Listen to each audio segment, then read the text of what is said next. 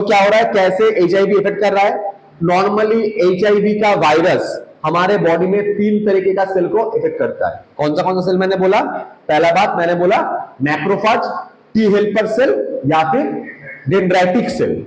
Okay, तो हमारे body में 3 तरीके का सेल ऐसा होता है जिसके पास CD4 रिसेप्टर रहता है, जो क्या करता है, एचआईवी वायरस को एक्सेप्ट करता है, रिसीव करता है। क्यों? क्योंकि एचआईवी वायरस के पास जो GP120 वाला स्पाइक है, मतलब जो ग्लाइकोप्रोटीन है एचआईवी वायरस के पास, ठीक है, ये GP120 वाला ग्लाइकोप्रोटीन को का रिसेप्टर किसके पास है? हमारे बॉडी में CD4, जो तीनों सेल में मौजूद है, टी हेल्पर सेल, मैक्रोफाज और डेंड्राइटिक सेल।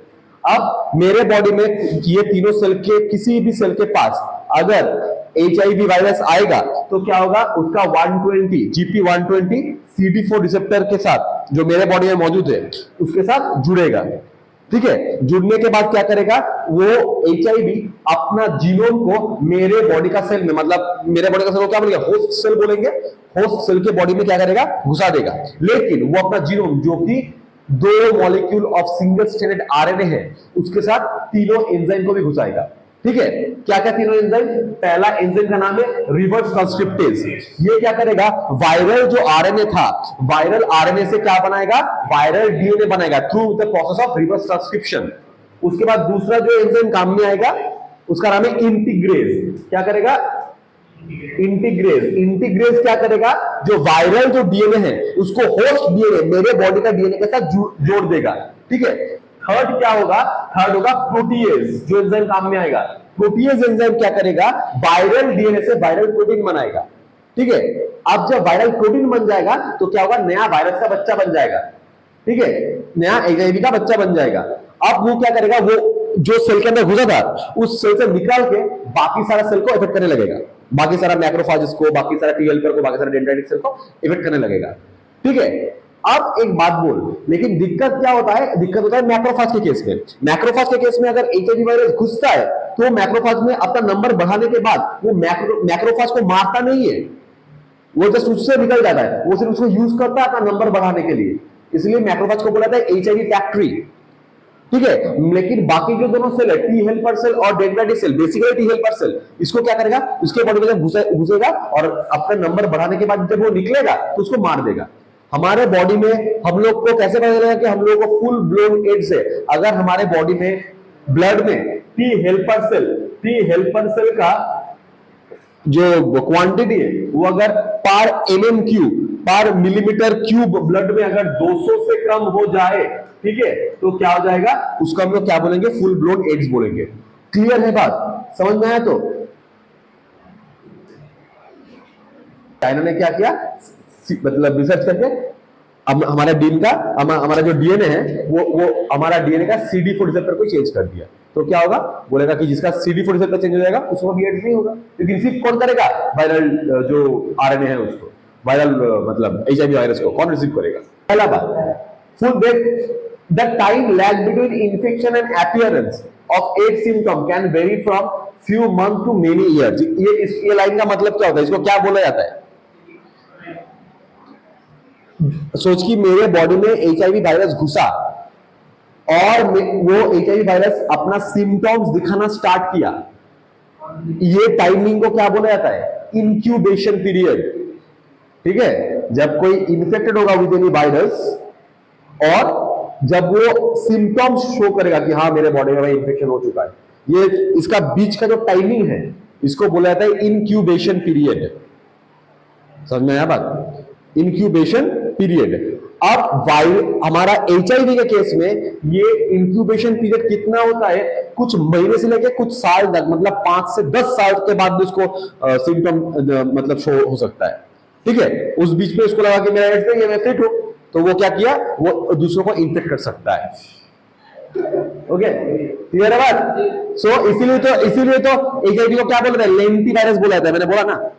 अच्छा, कैसे समझ में आया कि हाँ भाई मेरे बॉडी में पूरा एड्स भरपूर है, कि जब टी हेल्पर सेल नंबर घट जाएगा 200 पर MM³ मतलब पर मिलीमीटर क्यूब ब्लड में, जब क्या होगा 200 से घट जाएगा हमारा टी हेल्पर सेल का number. Okay, next, general symptom कुछ नहीं, नॉर्मल ही। मैं क्या बोलता हूँ, एड्स से कोई नहीं मरता, एचआईवी वायरस किसी को नहीं मारेगा। जो छोटा मोटा जो वायरस है, जो हमारा डायरिया करता था, जो बुखार करता था, सर्दी करता था, जिसको हम लोग भाव भी नहीं देते थे, बात 3 दिन में सही हो जाएगा, दवाई नहीं खाएंगे, वो सब आएगा, मार के चला जाएगा। ओके, तो नॉर्मल वही सिम्टम है, फीवर आएगा, बहुत सा फीवर आएगा, डायरिया होगा, वेट लॉस होगा, लेथर्जी होगा, नोजिया होगा, वॉमिटिंग होगा, हेडेक होगा, नॉर्मल सिम्टम्स है। ठीक है, अच्छा, अब एक टाइम के बाद क्या होता है पता है, एड्स में कैंसर हो जाता है। जब हमारा बॉडी का सेल खुद से काम नहीं कर पाता है तो नंबर बढ़ जाता है, कैंसर अभी पढ़ेंगे आप। ठीक है, तो क्या होता है, अगर टी हेल्पर सेल अगर घट गया तो टी हेल्पर सेल क्या कर रहा था, काम क्या था, हमारा जो बी सेल था और जो हमारा टी सेल था, दोनों को हेल्प करने का काम था, जो इम्यूनिटी में हम लोग देखे थे, जो हमारे बॉडी में इम्यूनिटी बना रहा था। तो अगर वही हेल्पर अगर नहीं रहेगा, वो अकेला क्या कर लेगा, तो हमारा इम्यून सिस्टम कॉम्प्रोमाइज हो जाएगा, तो वो छोटे मोटे वायरस आके, छोटे मोटे पैथोजन, छोटे मोटे बैक्टीरिया आके बोलेगा कि चल भाई अब हम मारेंगे तेरे को, तो वो उसको अपॉर्चुनिटी मिल जाएगा, इसलिए उसको बोलते हैं अपॉर्चुनिस्टिक इन्फेक्शन बोला जाता है। ओके, क्लियर है बात। तो कौन सा बैक्टीरिया मार देगा, टीबी का बैक्टीरिया, माइकोबैक्टीरियम, टीबी हो जाएगा बंदे को। वायरस जैसे साइटोमेगालो वायरस इन्फेक्शन हो जाएगा, हार्पिस सिम्प्लेक्स वायरस ये सब इन्फेक्शन कर देगा, फंगी करेगा, पैरासाइट जैसे टॉक्सोप्लाज्मा ये सब पैरासाइट करेगा, कैपोसिस सार्कोमा। कैपोसिस सार्कोमा क्या होता है, हमारे बॉडी का जो क्या बोलते हैं बोलना, वेसल्स, जो बड़े के जो वेसल्स है, ब्लड वेसल्स, उसको इनर लाइनिंग है ना, उसमें कैंसर हो जाता है। मैंने बोला ना कि एड्स में लास्ट में कैंसर होता है, उसमें कैंसर हो जाता है। ल्यूकोप्लैकिया मतलब क्या होता है, मुंह के अंदर व्हाइट कलर का पैच हो जाता है और उससे धीरे धीरे कैंसर, वो कैंसर का फर्स्ट स्टेप है, मुंह के अंदर व्हाइट कलर का पैच हो जाएगा। ठीक है, क्लियर है बात, समझ में आया? हाँ, गुड का आजा, यहां से क्वेश्चन आएगा, बार बार बोलो और हीरो इधर देख, ये जगह ठीक से पढ़ना है, यहां से क्वेश्चन आएगा। क्या क्या क्वेश्चन आएगा? पहला बात डायग्नोसिस और ट्रीटमेंट के बारे में। 11 नहीं आ रहा है, सारे क्लास नहीं आया है। डायग्नोसिस और ट्रीटमेंट के बारे में कैंसर का। पहले डायग्नोसिस कैसे करेंगे, कैसे हम लोग देखेंगे कि किसी को कैंसर है या नहीं है। पहला बात, जो डायग्नोस्टिक टेस्ट है उसका, वो है एलाइजा, फुल फॉर्म आएगा। एलाइजा के बारे में हम लोग जब बायोटेक्नोलॉजी पढ़ेंगे तब भी देखेंगे। एलाइजा का फुल फॉर्म है एंजाइम लिंक्ड इम्यूनोसॉर्बेंट एसे, फुल फॉर्म याद रखना पड़ेगा। एलाइजा क्या है, कौन सा प्रिंसिपल में काम करता है, एंटीजन एंटीबॉडी का जो इंटरेक्शन होता है हमारे बॉडी में, उस प्रिंसिपल में एलाइजा काम करता है। मतलब क्या है, सोच मेरे बॉडी में अगर एंटीजन घुसा है तभी तो उसका एंटीबॉडी बनेगा ना, समझ में आ रहा है बात?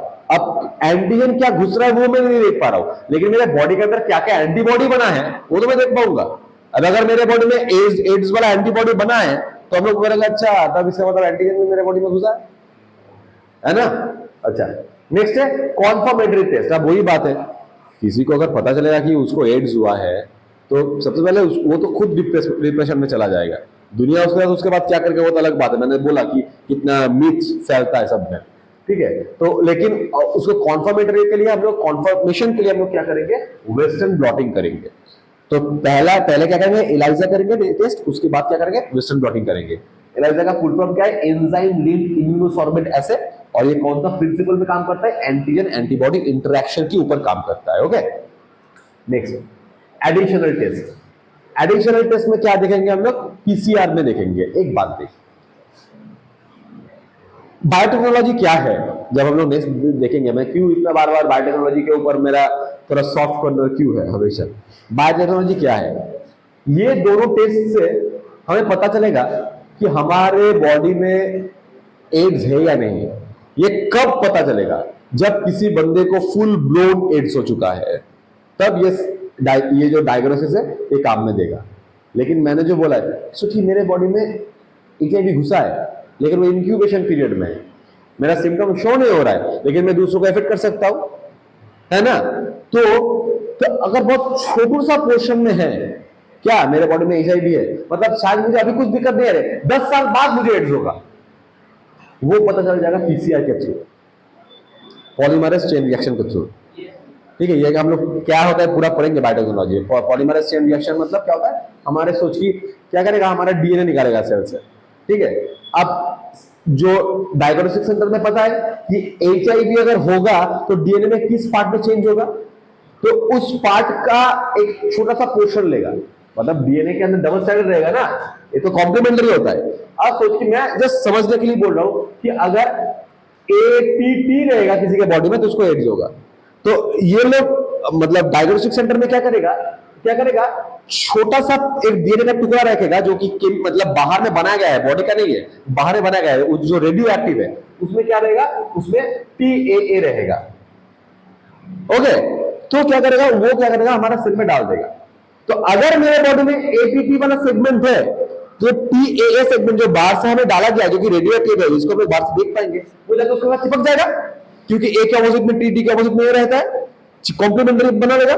तो तब समझ में आएगा, अच्छा इस छोटा सा पार्ट में अभी तो है एटीटी, यही तो बाद में बड़ा होगा, 10 से 15 साल बाद यही तो अपना सिम्टम्स दिखाएगा। समझ में आ रहा है बात? तो फ्यूचर में मुझे एड्स होने वाला है या नहीं, ये पता चल जाएगा पीसीआर के थ्रू। हाँ, ठीक करने के लिए वही बात है, अभी चाइना ने बनाया, आप देख उसमें क्या काम होता है। देख, अभी भी जो बात है कि एड्स को तुम सही नहीं कर पाओगे। एड्स में क्या होगा, तुम्हारा लाइफ टाइम को बढ़ा सकता है ड्रग्स। अभी समझ में आ रहा है? सोच कि मुझे एड्स है, मैं 5 साल में मरने वाला हूं, मैं अगर दवाई लूंगा तो शायद मैं 10 साल तक जिंदा रहूंगा। ठीक है, वही बात है।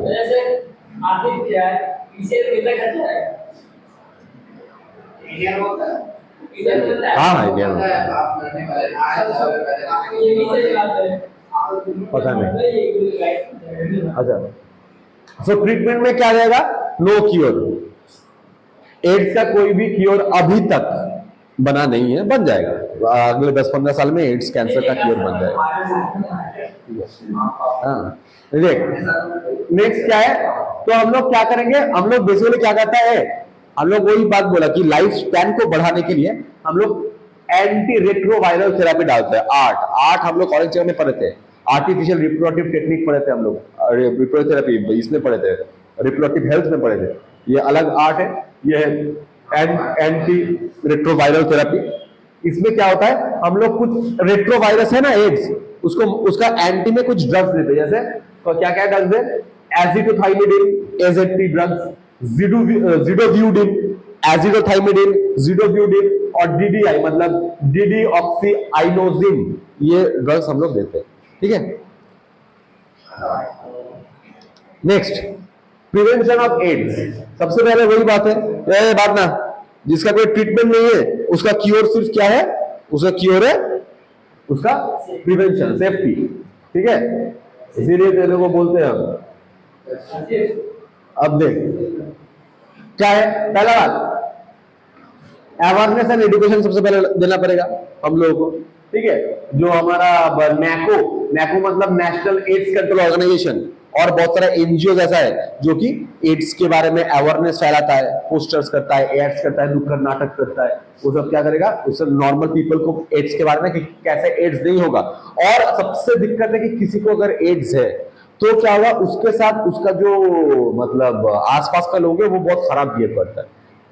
इतना बार बोलने के बाद भी उसको क्या करेगा, अलग करके रख देगा कि उससे मुझे हो जाएगा। अगर बॉडी का इंटरनल फ्लूइड, बाहर का फ्लूइड में स्वेट सलाइवा नहीं, इंटरनल फ्लूइड का अगर कांटेक्ट होगा तो ही एड्स फैलेगा, नहीं तो नहीं फैलेगा। उसका बॉडी से खून आके मेरे बॉडी में कैसे घुस जाएगा? ठीक है, वही बात है। तो क्या होगा, सो एडुकेट पीपल को एडुकेट किया जाता है कि क्या करेगा, ताकि एड्स के बारे में। ओके, नैको का फुल फॉर्म याद रखना, नेशनल एड्स कंट्रोल ऑर्गेनाइजेशन। ये नार पे नारी होगा, नारी क्या है, नेशनल नारी क्या है, नेशनल एड्स रिसर्च इंस्टीट्यूट है, जो कहां पे, पुणे में है। ठीक है, ये एक एनजीओ भी है और रिसर्च इंस्टीट्यूट भी है, ये वाला चीज।